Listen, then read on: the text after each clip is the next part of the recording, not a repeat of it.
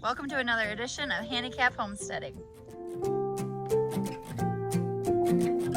So this episode, we're going to show you guys what we've accomplished in approximately the past year. So about a year ago, we purchased the house, we moved down here, and we came here, there wasn't much, and now we're going to show you what we were able to accomplish. What we started out with was pretty much a blank slate, a blank canvas, other than a couple of bins, which we actually were able to get from our neighbor who had them hidden out back behind his house and didn't really have use for them.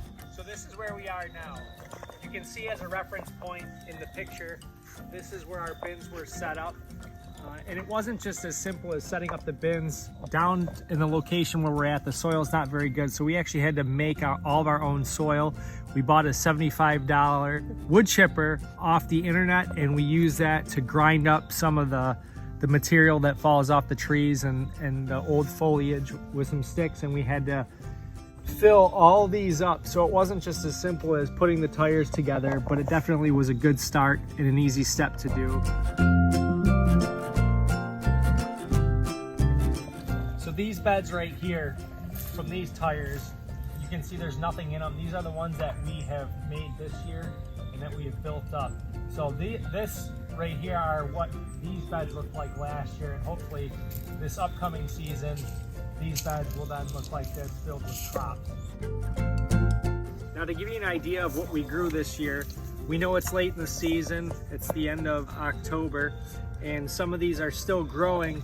We don't know how this growing cycle is going to be in regards to living down in Arkansas, but many people that have counseled us said that there's a good chance that we can cut these back, which we're going to soon, keep the root systems and growing back next year. But for the sake of the video, we wanted to show you guys what we were able to grow and what that looks like on our homestead.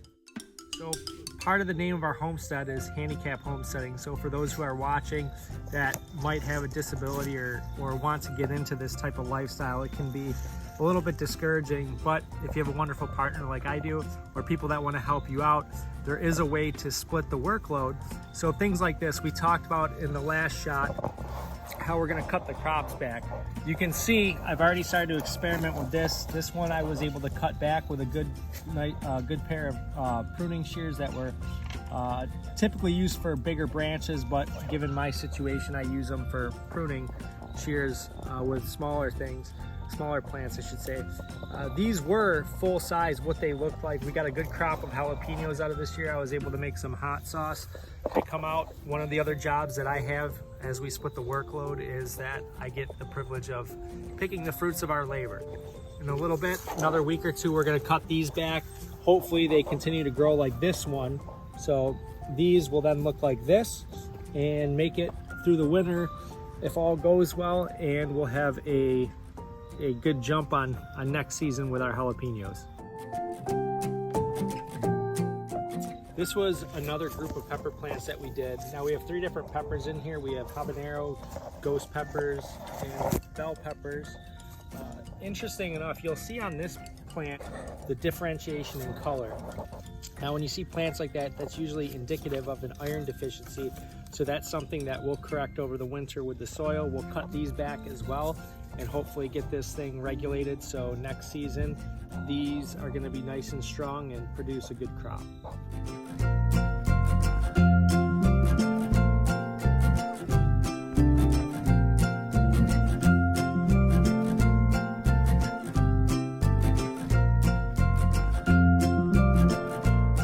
So one of the fun things about homesteading is the adventure aspect of learning new things, experimenting, trying new things, and also the community that comes with it. So when we moved to Arkansas, we had to find new friends. Well, in our journey, we met an individual who was also like-minded, who actually was kind enough to give us some chickens.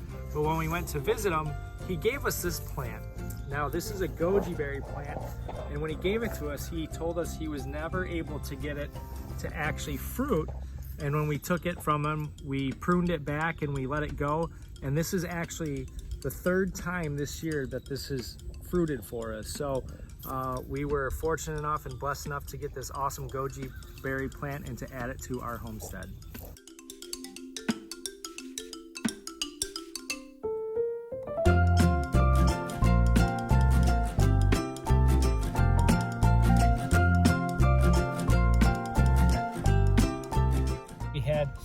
very big tree that posed a threat to falling over with some of the storms we get here. So what we did is we cut it down, we had it blocked, and we used the various pieces for different aspects of our homestead. One of which being these trees here. We got these from a fellow homesteader. They're peach trees that we were able to transplant, and we use those to kind of insulate from the day-to-day life activities, whether it be the dogs or the lawnmowers, so people don't hit them. And then we also have used those to build up the soil on the inside to give those a good fighting chance. And you can see that there, the middle peach tree is actually doing phenomenal. And right now we have an experiment going where we're trying to learn about air propagation.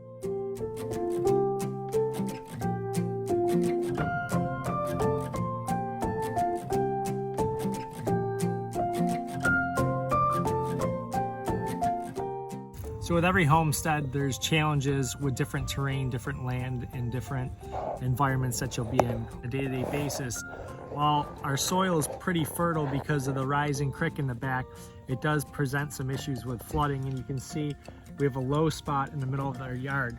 So in order to combat that, when the tree was removed, we took some of those logs and we lined them up, and we are in the process of building a bridge. So during the winter months, I don't get stuck, which unfortunately can happen a lot.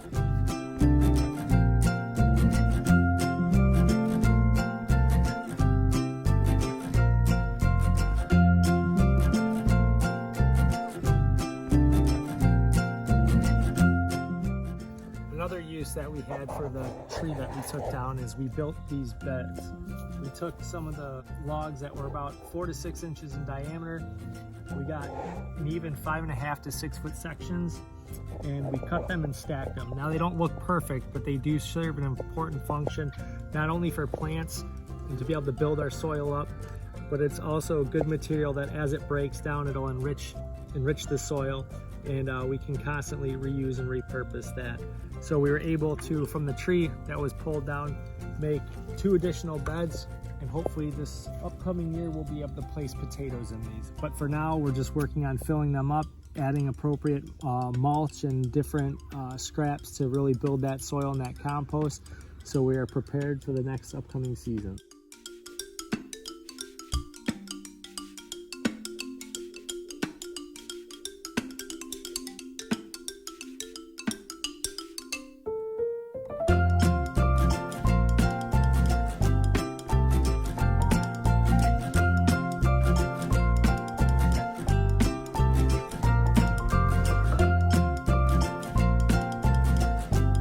This is our greenhouse.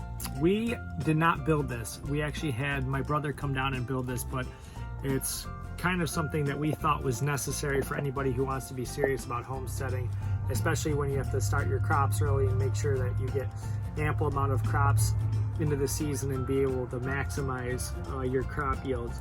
So this is our little greenhouse. It's kind of getting small for what we're gonna need, but for now it serves its purposes. You can see we have our tomato plants, we have watermelon down behind us, we have garlic, and we have spinach that's starting. Down here we have some sugar cane and a variance of different fruit trees behind us. And something I really love about this greenhouse, when we designed it with the coop, we just framed out a 12 by 12 area, split it in half, did half for our chicken coop with some cattle panels. We looped them, and then we built the greenhouse on this side. But with that design, it enabled us to be able to feed the chickens from inside our greenhouse, and also to be able to take the manure out of the chicken pen and place it in here for ease and quick access.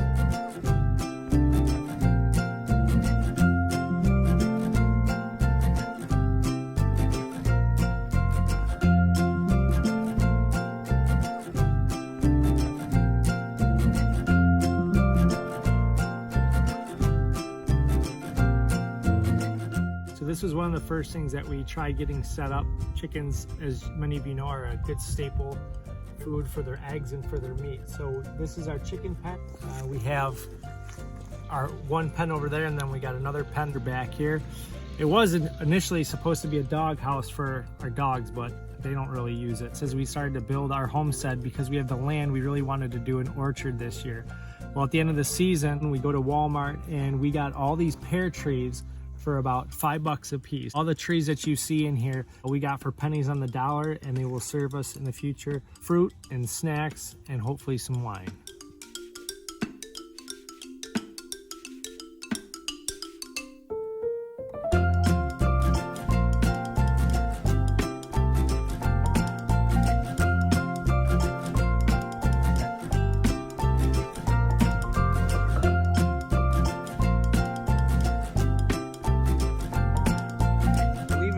As we're doing the outro to our video, we're looking around and there's just so many things that we didn't get, like our water catch system, our mushroom log, fruits and trees that were already here that we'd like to share with you guys. We will have more videos to come. We appreciate you guys coming on tour with us.